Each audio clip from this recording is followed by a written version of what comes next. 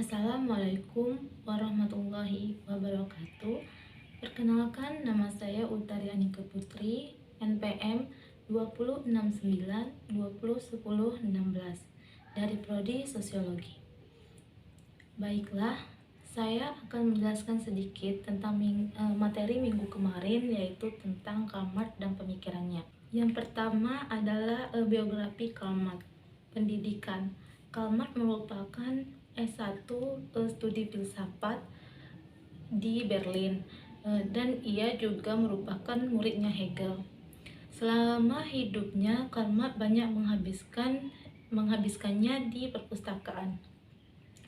Karl Marx juga seorang jurnalis dan aktivis yang melakukan pembelaan terhadap kemanusiaan. Marx juga sering berkumpul dengan pemuda Hegelian dan mereka mengkritik tentang politik dan kemapanan agama pada saat itu. Karena kritikannya, mereka pindah dari Jerman ke Prancis dan pindah lagi dari Prancis ke Inggris. Karena pemikirannya yang radikal, Marx terusir dari Jerman dan hijrah ke Paris. Dia banyak berhubungan dengan banyak pemikir sosialis Prancis, lalu ke Brussels dan kembali ke London. Karl Marx lahir pada 5 Mei 1818 di kota Trier, wilayah Tenggara Kota Terman, yang pada saat itu merupakan wilayah kerajaan Prussia. Marx merupakan anak ketiga dari 9 bersaudara dari keluarga yang menengah. Ayahnya bernama Henry Marx, yang merupakan keturunan dari rabi atau pendeta Yahudi. Pada tahun 30 ia berumur 36 tahun, ayahnya pindah agama menjadi Kristen. Tentu keputusan ayahnya tidak lepas dari keputusan kerajaan, yaitu diwajibkan untuk memeluk agama Kristen. Kemudian pada tahun 1835 Marx menikahi seorang gadis yang bernama Jenny yang merupakan seorang bangsawan. Mereka mempunyai 7 anak dan tinggal di London dengan ekonomi yang buruk. Oleh karena itu, ketiga anaknya meninggal dan selama hidupnya Marx ditopang oleh Engels. Pada saat itu Marx menyamarkan namanya agar identitasnya tidak diketahui oleh orang-orang. Pada tahun 1883 Marx meninggal dunia. Kemudian yaitu metode dialektis. Metode dialektis terbagi menjadi 2 hal pertentangan. Yang pertama yaitu penetapan dan penyingkaran atau kontraksi. Sedangkan yang kedua adalah realitas di dunia, semuanya bertentangan satu sama lainnya. Kemudian yaitu dasar teori. Dasar teori terbagi menjadi 3. Yang pertama yaitu kebebasan dan kreativitas. Semua individu bebas mengekspresikan kreativitasnya untuk mencapai kesejahteraan hidup, yang mana hal yang menjadi manipulasi harus disingkirkan. Yang kedua yaitu kesejahteraan. Kita semua sama posisi, tidak ada hierarki. Jika ada hierarki, maka nanti akan terjadi cikal bakal hegemoni dalam pertentangan. Yang terakhir yaitu kritik pada kapitalisme.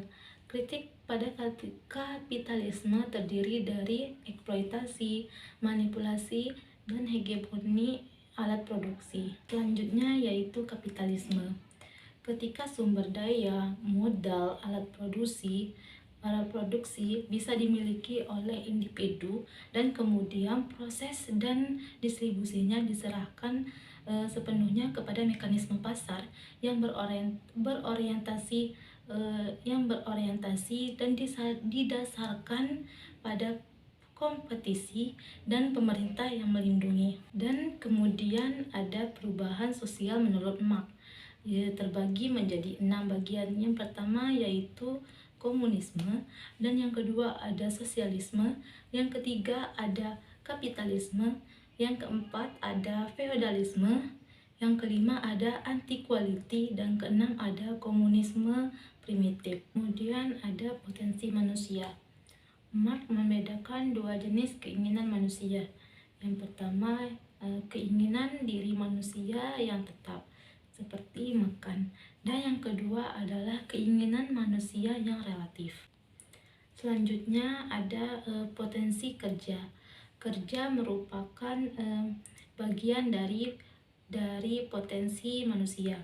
Menurut Marx, kerja merupakan aktivitas yang menghasilkan produk baik material maupun imaterial. Ketika manusia bekerja, ia memiliki konsep di kepalanya, entah itu bentuk atau pekerjaan apa yang ia inginkan, dan kemudian diwujudkan secara nyata. Selanjutnya yaitu aliansi. Marx menyebutkan dalam masyarakat kapitalis ada aliansi atau ketersaingan. Aliansi terbagi menjadi 5 hal. Yang pertama yaitu aliansi dari produk pekerjaannya sendiri. Yang kedua ada aliansi dari pekerjaannya sendiri. Yang ketiga ada aliansi antara buruh dan pemilik modal. Dan yang keempat ada aliansi antara buruh dengan buruh, dan yang terakhir ada aliansi antara pemilik modal dan sesamanya. Selanjutnya ada komoditas dan pemberhalaan. Masyarakat tidak membeli karena kebutuhan, tetapi karena gengsi untuk dipamerkan eksistensi. Kenapa sifat konsumerisme masyarakat kapitalis lebih kepada eksistensial, baik esensi pada fungsi sosial pemujaan tersebut. Karena adanya kuasa simbol, bisa saja brand merek simbol yang kuat akan menawarkan kepercayaan brand.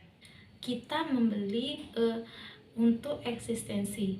Nah, eksistensi inilah yang kita gunakan untuk mendapatkan kuasa dari masyarakat. Baiklah, hanya itulah yang dapat saya jelaskan. Lebih dan kurang saya mohon maaf. Saya akhiri, wabillahi taufiq wal hidayah. Wassalamualaikum warahmatullahi wabarakatuh.